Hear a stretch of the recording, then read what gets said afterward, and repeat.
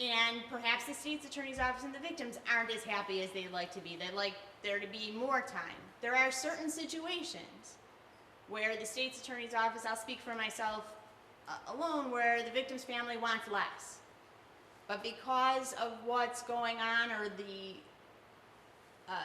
severity of the crime, the defendant is sentenced to more. So the vast majority arrive from plea agreements because the truth of the matter is this, and I just had it happen a week and a half ago. You bring in the jury and the defendant takes a look at those people who are going to decide whether or not they are guilty or not guilty, and they decide they better take the safe route. They can be strong and indignant about it all the way until those people walk into the room. People they don't know, they've never seen in their entire lives, are going to decide their fate, which is another wonderful thing about the justice system in the United States. So when the jury walks in, or when the jury gets sent to lunch, they want to plead guilty. They want to throw themselves on the mercy of the court, because after a trial, who knows what can happen. So what brings convictions, what I can say is with regard to bringing convictions, or at least bringing successful ethical prosecutions, is the quicker we have the information, the better. The quicker we're able to corroborate what we can and not give a hint to the offender what we're doing, that we have all the truth tellers, where if this person's going to deny, we're going to have all these truth tellers say, but you were seen with this child on this date, at this location. Someone saw you walk out of the bathroom 2 seconds after the child walked out of the bathroom. The more information we have, the more ability we have to bring forth a successful prosecution and to protect our kids. I think I went over how children are prepared for testimony. I hope that question was written before I did it. If you have further questions with that, I'm certainly willing to answer them. And there was one interesting, there's some questions about the Sexually Dangerous Person Act. I think those are questions that if you'd like to come up after, I can certainly discuss with you. But I did think there was something important about what happens in situations where the victim or potential victim has a history of mental illness and they make an accusation of sexual abuse.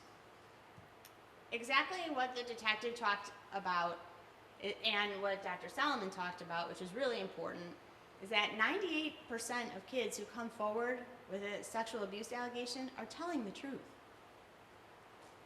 We believe. And sometimes we're not able to get a conviction beyond a reasonable doubt, and it is devastating. But we believe. And when we have a person, a victim of special needs, we work harder to corroborate what they have to say. And we'll work as hard for every child and every victim because it's important, and that's what we do, and that's what we've dedicated our lives to do. But we take into account those things. We take into account special circumstances, because they have to be. Ethically, we have to do that. So I guess the best answer to the question is the case is evaluated on a case-by-case basis with the information that we have. And we will do the very best we can with what we have. And we will do the very best we can to protect our kids and protect our justice system. Because if we go forward on everything and don't look into it and don't vet it to the best of our ability, we're not doing anyone any good either. Okay, I think we only have questions. We really don't have time at all, but we'll answer two other questions. One was addressed to Rabbi Blau, but one was addressed at the very beginning, earlier on in the program, to Dr. Solomon, which was about the person who has been found guilty and has been incarcerated and now has served his incarceration, has been released. What's the safe way of dealing with that person in the community? We didn't have anyone address the sexual registration statute in Illinois.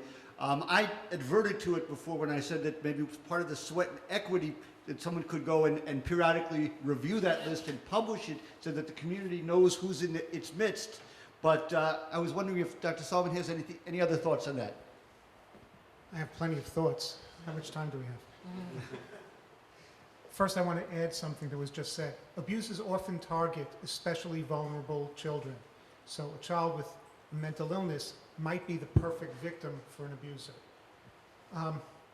I think the issue of somebody who's been through their, excuse me, their trial and their conviction and they serve the time presents a serious problem for some of us. So we have a situation going on now, it seems never ending, in New Jersey, where there's one person who, is this not working? Okay, who was convicted, managed not to serve much time, was just probation. Now the community is trying to figure out what to do with him because, of course, he has to be able to go to synagogue and pray every day. So I'm not sure that there's a good answer to it, and I'm not getting involved in the politics of it. I can tell you that at this point, some of the local rabbis have decided that it would be okay for him to come to synagogue only if he was picked up by someone and only if that someone stayed with him the entire time that he was in the synagogue. So that's one way of dealing with it. In another community where I was involved in a situation somewhat similar, the community rabbis decided that he can only go to one particular shul, one synagogue, where there were no children. Now, one of my colleagues, Shira Melody Berkowitz, is working on a policy procedure book for dealing with some of these situations, and I can't wait to see it. And we've discussed these issues many times, but I don't have a good answer. I don't think there is a good answer, because from my perspective, from a mental health perspective, I've yet to see a person who has been proven to be an abuser receive any therapy that makes him not an abuser anymore. So I just don't know what to say beyond that. And again, I want to mention Dr. Solomon's newest book, Abuse in the Jewish Community, Religious and Communal Factors That Undermine the Apprehension of Offenders and the Treatment of Victims. I think that's chapter 1.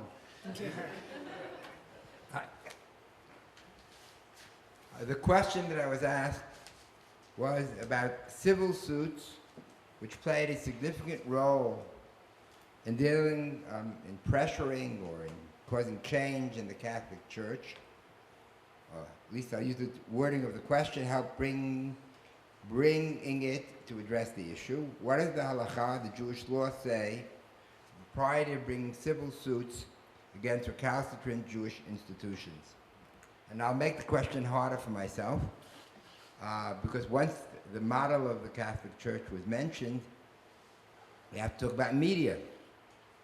I'm not a major goer to movies, but I'm a reasonable reader of movie reviews. It's much faster. There's a movie which I don't believe has come to Chicago yet, which just opened on Friday in New York and Los Angeles, called Spotlight, which deals with the role of the Boston Globe in breaking through in this case. Since the reviews have been in various media, I suggest that you, those who have access to computers, which I assume are most people, access the New York Times or any other paper in New York and Los Angeles. It's got very significant positive reviews. There is, according to Jewish law, we're told to go to Jewish courts and not to secular courts. That probably is a very broad ruling. However, there are situations where there's no way of dealing with a problem in religious courts. And frankly, at this point, I am not aware of any successful attempt to deal with civil damages to victims of abuse by neglect of Jewish institutions that have been done in religious courts. And if there's no religious court way to deal with it, that prohibition can be waived.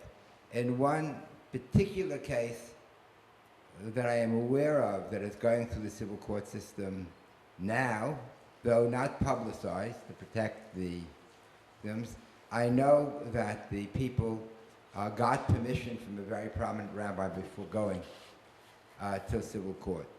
I will say something similar in terms of the media.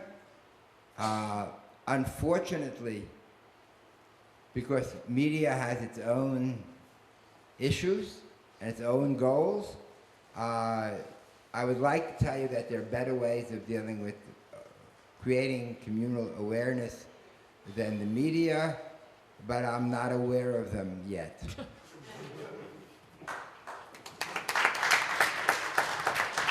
So once again, I want to thank all of the panelists. I want to thank you as well for coming. And please remember, it's not enough that we just heard what we heard today. We need to take some concrete steps to educate, to put into place some of the recommendations.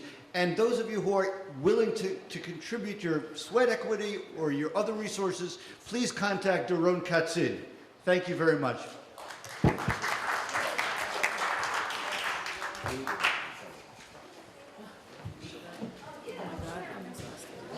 you. What? No. I wanted to see if it's anything.